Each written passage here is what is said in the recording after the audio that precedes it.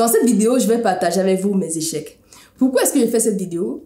Tout simplement parce que en tant qu'être humain, on nous présente toujours la partie victorieuse des histoires. Et on peut croire que c'est linéaire. On peut croire que la personne pour arriver à Z a fait A, B, C, aller étape par étape. Et c'était fluide en fait. Et quand on voit ça, on se compare, naturellement, il y a la jalousie qui se crée, on se sent inférieur, entre guillemets, on se sent mal dans notre peau, alors qu'on oublie que chaque personne a son histoire, et dans chaque histoire, il y a des difficultés que vous ne voyez pas, il y a des échecs que vous ne voyez pas, et dans chaque réussite, je pense qu'il y a toujours eu des échecs. Par exemple, aujourd'hui, moi, je peux raconter mon histoire de façon victorieuse, en disant quoi? En disant, en 2012, Natacha a eu le baccalauréat scientifique avec la mention bien. Ensuite, elle a intégré une école sélective, les classes scientifiques spéciales de l'école normale supérieure. Après une année aux classes scientifiques, elle a réussi brillamment le concours de l'ICA, l'Institut sous-régional de statistique et d'économie appliquée. C'est l'une des plus grosses écoles d'ingénieurs en statistique au Cameroun. Après 4 ans à l'ICA, elle a eu à faire des stages à Affluent First Bank, l'une des plus grosses banques au Cameroun. Après son diplôme d'ingénieur à l'ICA, elle a intégré une école prestigieuse en France, l'ENSAI, et est devenue après 2 ans ingénieure data scientist. Pendant sa formation à l'ENSAI, Natacha a fait des stages dans les grands groupes bancaires à la Société Générale. Et naturellement, comme c'était évident, Natacha a eu son premier CDI à la Société Générale, dans un grand groupe bancaire, à la Défense, au siège social. Elle travaillait avec des équipes de dingue aux États-Unis. Bref, c'était un peu un job de rêve, on va dire. Après 2 ans à la Société Générale, Natacha est intégré un Big Four, EY, en tant que consultante senior, pour un peu flatter son ego, senior 2, avec seulement 2 ans d'expérience. Dans le conseil, on dit souvent que tu as jumpé. Je vous donne un peu les détails pour que vous compreniez un peu ce qui se passe. Généralement, quand vous voyez les histoires de loin, c'est ça en fait. Ah, Natacha, elle a jumpé, senior 2, tout de suite, ok? Ensuite, elle va chez HSBC, l'une des plus grosses banques anglaises. Et naturellement, Natacha crée LDA Advisory. Aujourd'hui, elle a son propre compte et propose ses services aux entreprises. Cette histoire, elle est magnifique. Cette histoire, elle est simple. Cette histoire, elle est fluide. C'est comme si, en fait, Natacha n'a jamais échoué. C'est comme s'il n'y a pas eu de difficultés, en fait. Si vous regardez cette histoire, regardez mon parcours, vous allez dire, oh my God, quel parcours. C'est vrai que c'est un beau parcours. Mais n'oubliez pas que derrière ce parcours, il y a des échecs que je veux partager avec vous pour que vous compreniez, en fait, que chaque parcours est unique. Le plus important, ce n'est pas ce que vous voyez, c'est l'histoire. C'est que vous... On commence tout de suite déjà par mes échecs. Je veux vraiment parler de façon naturelle, de façon fluide, sans arrêter, parce que ça fait déjà un moment que j'essaie de faire cette vidéo. Donc, on va commencer par ordre chronologique. Je partage les échecs qui m'ont le plus impacté. Premièrement, c'était en classe de seconde, ok? Il faut savoir que j'ai redoublé la classe de seconde. Si vous ne le savez pas, j'ai redoublé la classe de seconde. Moi, j'avais 2 ans d'avance. Vous savez que normalement, si je n'avais jamais redoublé, je devais avoir le baccalauréat à 16 ans. J'ai eu mon baccalauréat à 17 ans. C'était d'ailleurs l'un de mes goals, avoir le bac à 16 ans. Mais bon, j'ai le bac à 17 ans. Et comment ça se passe, fait que j'ai redoublé la seconde? Qu'est-ce qui s'est passé pour que je redouble la seconde? Je vous raconte un peu mon parcours. Moi, au primaire, j'avais des excellentes notes. Ça se passait bien, raison pour laquelle je sautais plusieurs classes. Mais arrivé au collège, en 6e, moi, j'ai un profil, je pense que c'est toujours le cas aujourd'hui, je fais les choses à la dernière minute. Vraiment, je fais partie des étudiants qui étudiaient la veille des examens, d'accord? Et de 6e en 3e, j'ai toujours fait ça. Et j'avais 10 de moyenne.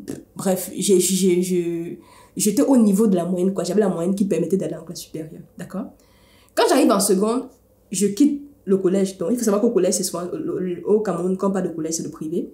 Je quitte le collège pour aller au lycée. Donc, c'est public cette fois-ci, c'est une école de l'État en seconde. Et le lycée, il faut savoir, par exemple, on est 100 dans la classe. Ça avait la réputation en 2010.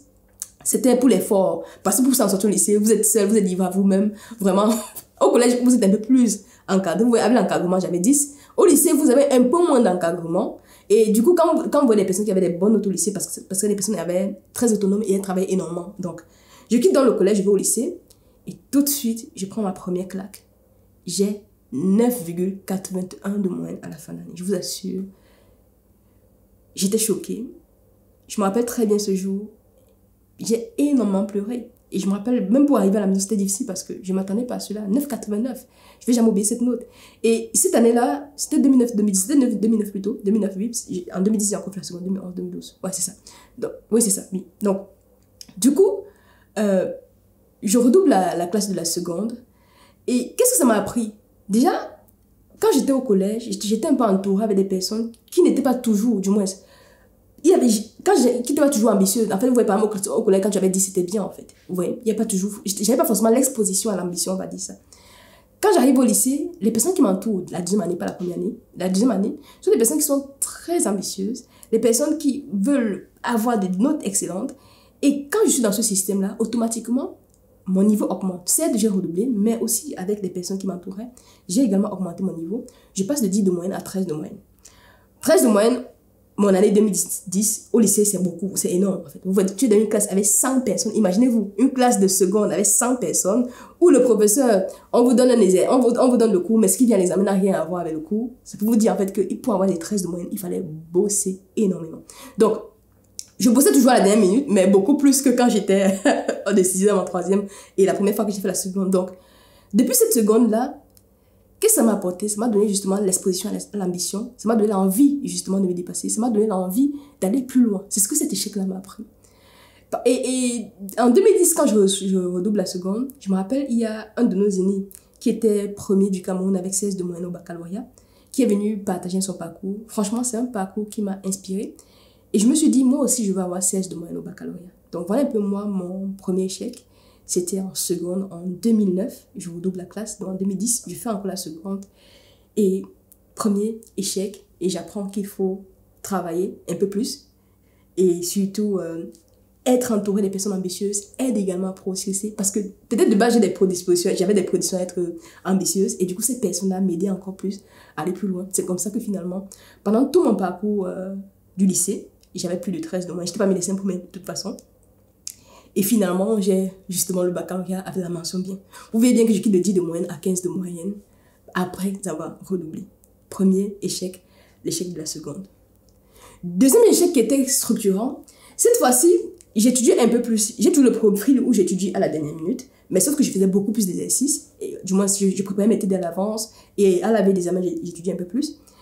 J'étais parmi les 5 premiers de la promotion avec 12, 13 de moyenne en général. C'est au bac que j'ai eu 15 de moyenne. Et naturellement, quand tu as 15 de moyenne, quand tu es parmi les 5 premiers de ta promotion, à Polytechnique de Yaoundé, on prend 200 personnes mon année. Donc, naturellement, moi, j'étais convaincue que j'allais passer Polytechnique. Qu'est-ce qui se passe? Je compose Polytechnique, ok? Et le jour où les résultats sortent, je me rappelle, il y a un de mes camarades, il s'appelle William, si tu m'écoutes, salut, qui m'appelle, qui me dit, Natacha, les résultats de Polytechnique sont sortis.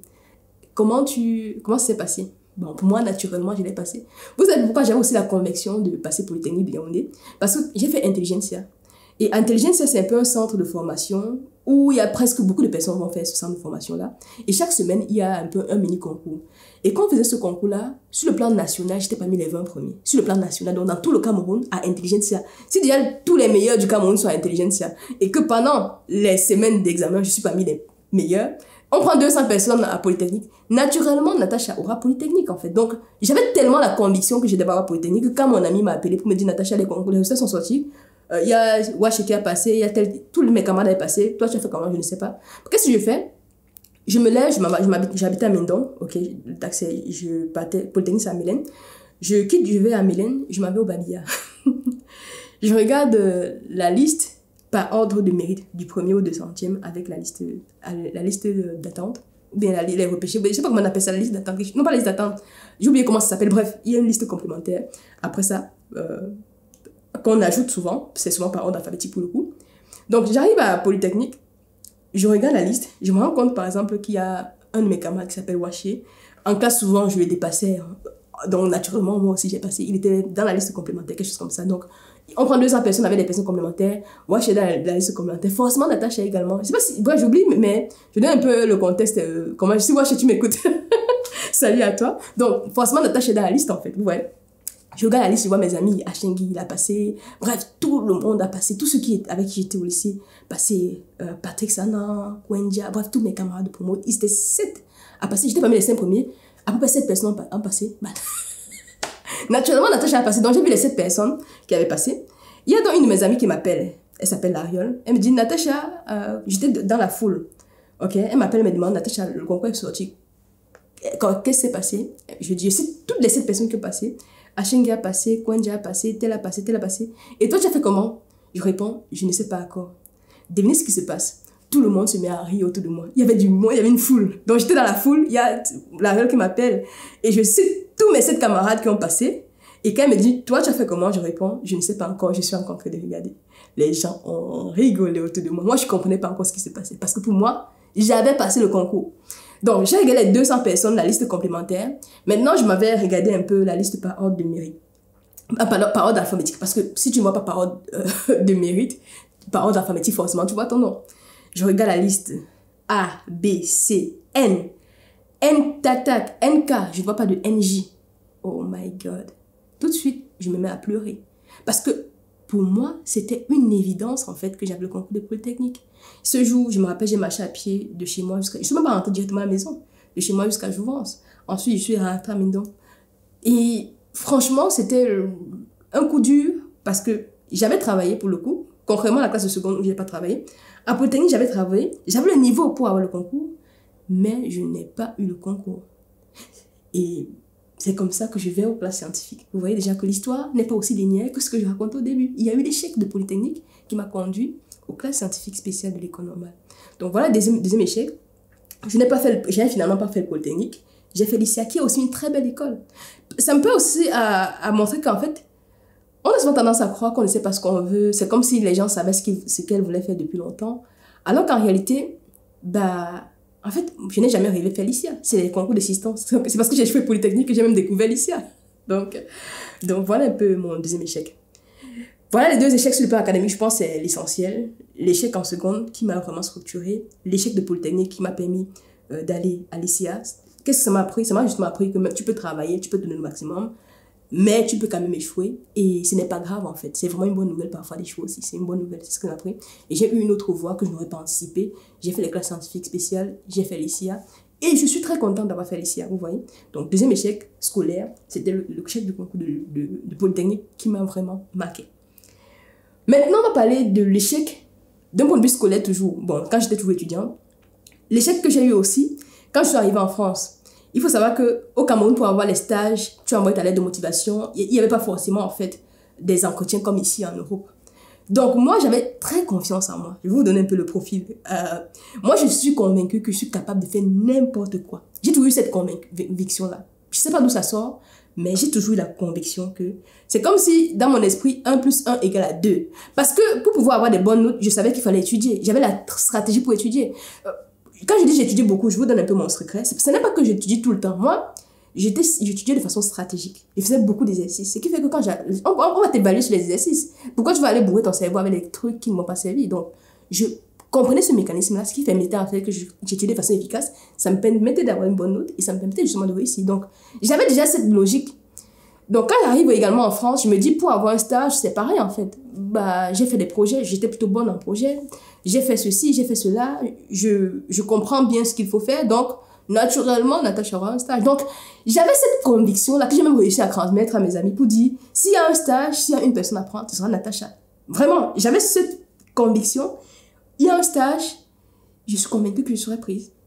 Donc, il y a dans le forum de l'ENSAI stage 2A, moi j'étais sûre que je voulais intégrer Solocal. Solocal, c'est une entreprise qui fait des stages à Rennes parce qu'il y a un de mes aînés académiques qui avait fait Solocal. Donc moi j'étais convaincue que j'allais réussir Solocal. J'allais réussir le stage de Solocal parce que j'ai préparé le stage, j'ai fait des recherches, j'ai préparé l'entretien, j'ai préparé tout de A à Z. Donc quand j'allais au forum de l'ENSAI, j'avais la certitude, aucun doute que j'allais avoir mon stage pendant le forum. J'arrive au forum pour le stage 2A, il y avait des offres de deuxième année, mon stage d'ingénieur. Je candidate à toutes les offres qui m'intéressaient. Et devinez quoi? Aucune entreprise ne me prend. Ne me recontacte même déjà et ne me prend. Aucune entreprise. La seule entreprise que je me rappelle où j'ai même passé l'entretien, c'était la Société Générale. Et malheureusement, je n'ai pas eu à ce moment-là l'offre. Donc c'était la seule, mais sinon le reste, il y avait toujours des réponses négatives. J'ai pas passé beaucoup d'entretiens non plus. Donc, et là, je fais, oh my God, tu peux aussi échouer. Donc, j'ai eu cet échec-là. Et comment est-ce que j'ai fait pour avoir mon stage finalement? J'ai tout anticipé. En septembre, on avait un stage en juin. Moi, je commençais à chercher un jour en septembre. Et finalement, c'est au mois de mai que j'ai réussi à avoir mon stage à la Société Générale. Donc, avant d'avoir le stage en mai, sachant que je cherche depuis septembre, vous voyez bien qu'il y a eu beaucoup d'échecs. Pourquoi est-ce que je partage ça? Parce qu'il y a beaucoup de personnes dans mon audience. Vous peut-être en train de chercher des stages. Sachez qu'en fait, c'est normal. Tout le monde a échoué. Moi-même, je peux vous montrer mes lettres où on me disait malgré la qualité. J'en ai eu énormément. Il y a même on m'a même pas répondu. Et ça fait partie du processus, ça fait partie de l'apprentissage. Mais à la fin, j'ai eu le stage à la Société Générale que j'ai beaucoup aimé parce que j'ai fait des choses incroyables, ok? Incroyables. Bref, tout ça pour vous dire que même pour mon stage à la Société Générale, c'était pas évident. C'était un autre échec en deuxième année à la Société Générale. J'ai appris que c'est pas parce que j'ai confiance en moi que j'aurai le stage facilement que ce sera aussi facile. Vraiment. C'est l'apprentissage que j'ai. Et il faut savoir que moi aussi, j'avais un peu un biais, j'ai toujours eu ce biais de me dire en fait que tout ce que je veux, je peux avoir. J'ai toujours eu ce biais-là. Raison pour laquelle l'échec, je l'avais. Même si j'avais des choix avant en fait, mais je croyais que 1 plus 1 égale à 2. Vraiment, je croyais, j'étais convaincue. Au point où si par exemple quelqu'un avait 9 de moyenne, je vous assure, je me dis mais comment tu fais pour avoir 9 de moyenne? Je ne comprenais pas. Honnêtement, je ne comprenais pas. Ça avait le temps, ça avait l'expérience. C'est plus tu évolues que tu comprends. C'est plus tu évolues que tu comprends qu'en fait, 1 plus 1 n'est pas toujours égal à 2. Parfois, il y a des complications que tu ne peux pas anticiper. Parfois, il y a des pressions. Parfois.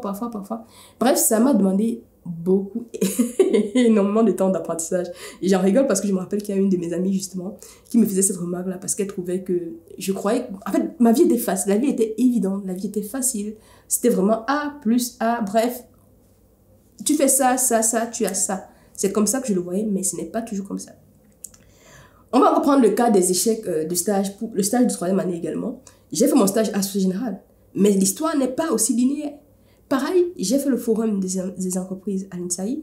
J'ai candidaté à beaucoup d'entreprises. J'ai eu des réponses malgré la qualité de tes travaux, de ta candidature, on ne va pas te retenir. Et pour vous dire même encore, pour avoir le stage en question, j'ai passé 3 entretiens à la Société Générale 3. Dans une équipe, j'ai passé l'entretien, on ne m'a pas pris.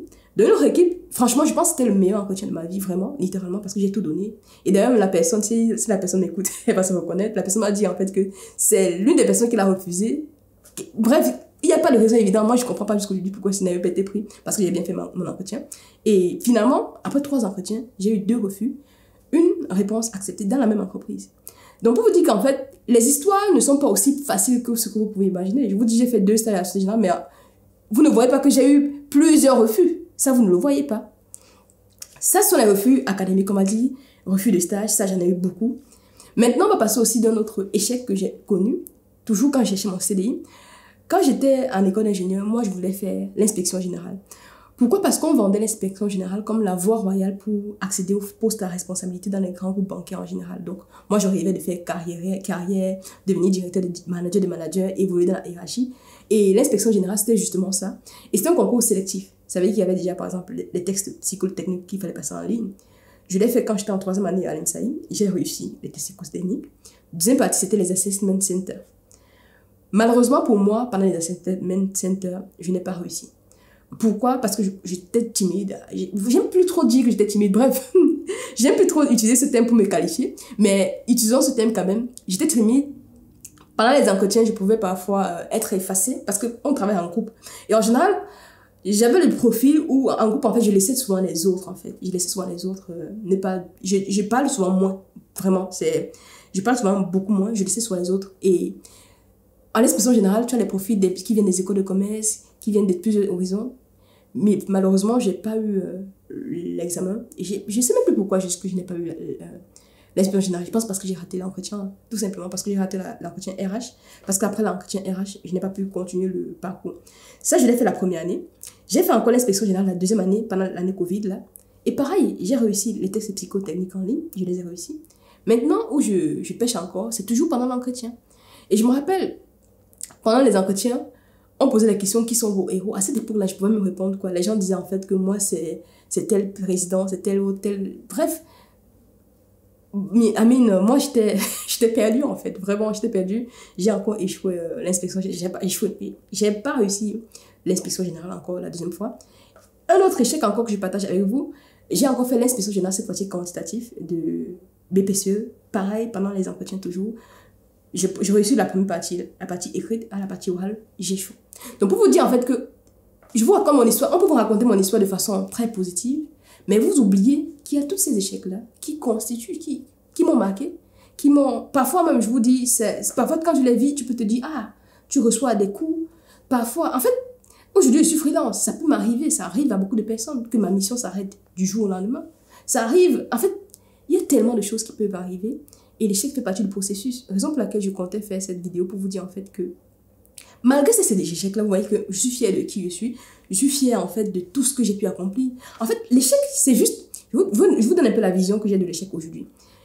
Vous voyez quand vous prenez, vous voulez aller d'un point A à un point B, vous prenez le GPS, vous partez en voiture, vous mettez par exemple le Waze, ok?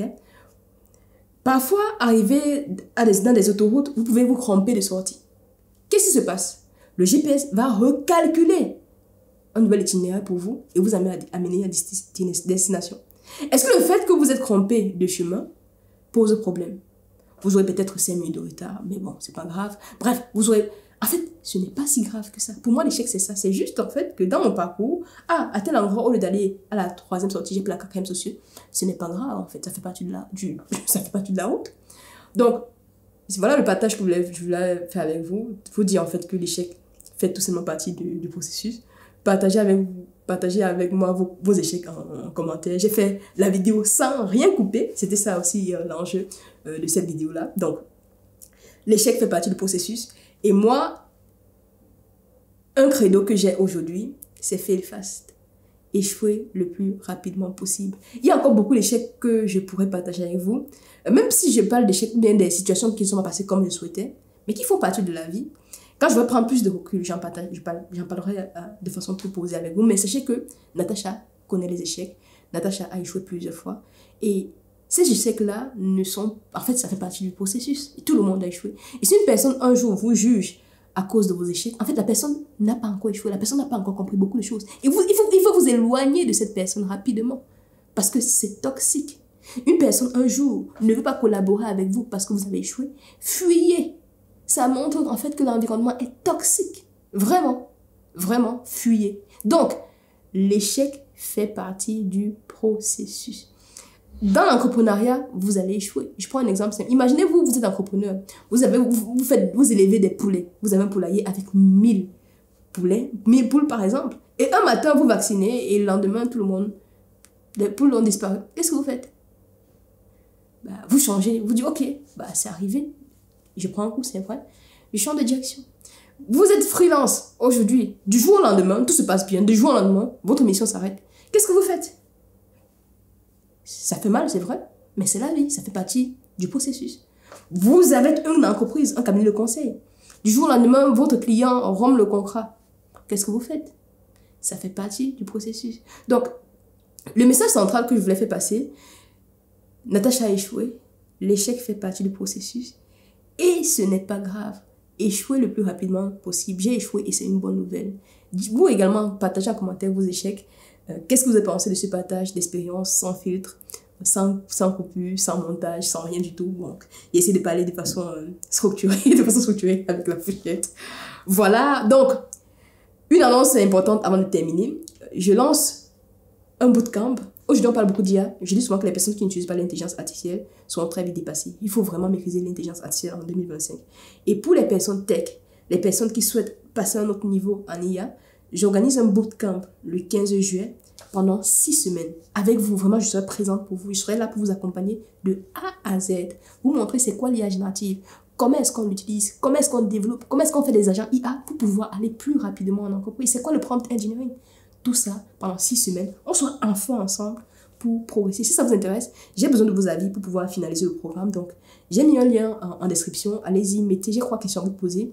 Qu'est-ce qu'il faut absolument que je mette dans le programme? Pourquoi est-ce que vous voulez rejoindre? Donc, inscrivez-vous. Quand je vais ouvrir les candidatures, parce que ce sera sur candidature, je vous dirai. Sur ce, si vous souhaitez découvrir d'autres vidéos, allez regarder la vidéo qui s'affiche juste là. Likez, commentez, partagez, faites tout ce que vous voulez. Mais surtout, les amis, prenez bien soin de vous. Et on se dit à très bientôt pour une prochaine vidéo. Bye!